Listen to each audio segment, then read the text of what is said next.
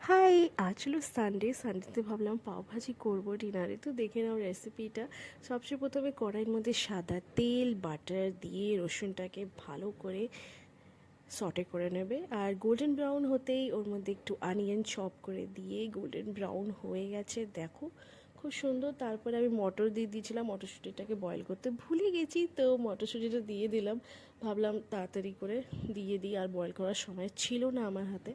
So তারপরে এক এক করে মশলা দিয়ে দিলাম, হলুদ গুঁড়ো এক এক করে, তারপরে ধনে গুঁড়ো, আর কাশ্মীরি লাল লঙ্কা, আর ফুড কালার, যা তোমার মানে নর্মালি মশলাপাতি থাকে ঘরে সব কিছু মশলা দিয়ে দিতে পারো। সো নুন দিলাম, তারপরে খুব ভালো করে নাড়াচাড়া করে নিলাম। দেখতেই পাচ্ছ কালারটা কি সুন্দর লাল এসছে। এবার খানিকক্ষণ কিছুটা ডেকে ঢুকে তারপরে আমি দিয়ে দিলাম টমেটো কুচি। আর টমেটো কুচি দেওয়ার পরে খুব ভালো করে নাড়িয়ে এটাকে ঢেকে দেবো।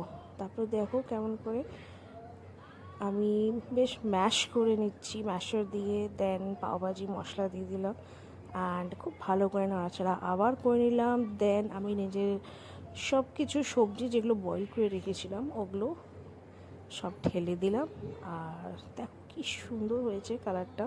তারপরে সরি, আমি শ্যুট করতে ভুলে গেছি, আমি এর মধ্যে একটা ছকাও দিয়েছিলাম।